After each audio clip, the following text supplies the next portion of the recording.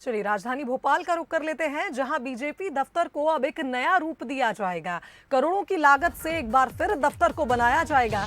आज core committee की बैठक में इसका प्रेजेंटेशन भी रखा जाएगा। बता दें कि 1995 में बीजेपी का प्रदेश कार्यालय बना था और 2023 का चुनाव नए भवन से कराने की तैयारी में बीजेपी है और ऐसे में नया रूप दिया जाएगा इस कार्यालय को। इस कार्यालय का रिनोवेशन होगा।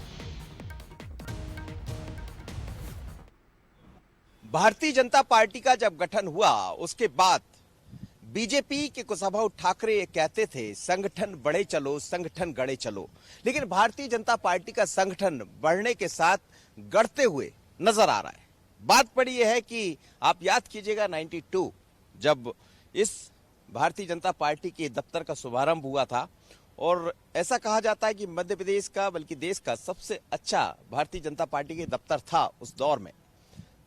और धीरे धीरे कर बीजेपी के कई दफ्तर बदलते गए। दिल्ली में बड़ा दफ्तर बना, लेकिन बीजेपी का यही कार्यालय अब फिर एक नए स्वरूप में आने की तैयारी में है, जिसकी लगभग तैयारियां पूर्ण हो गई है।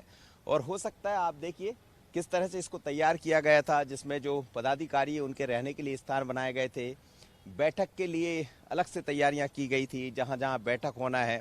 और हमेशा कुछ ना कुछ काम इस दफ्तर में चलता रहता है।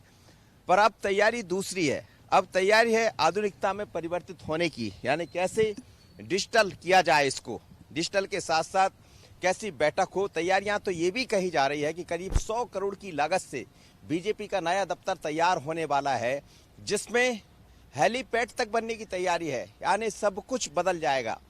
बीजेपी कोर कमेटी की दिल्ली में बैठक चल रही है और बैठक में इसका प्रेजेंटेशन भी होगा कि आखिर भारतीय जनता पार्टी का कार्यालय कैसा होगा। तो समझ सकते हैं कि बीजेपी अपने संगठन को तो बढ़ा रही है, लेकिन संगठन को आधुनिकता के साथ कैसे बढ़ाया जाए और कैसे दिखाया जाए कि भारतीय जनता पार्टी देश की सबसे बड़ी पार्टी है और समय के साथ बदलना भी जानती है। आशीष खरे के साथ मनोज सैनी, भोपाल।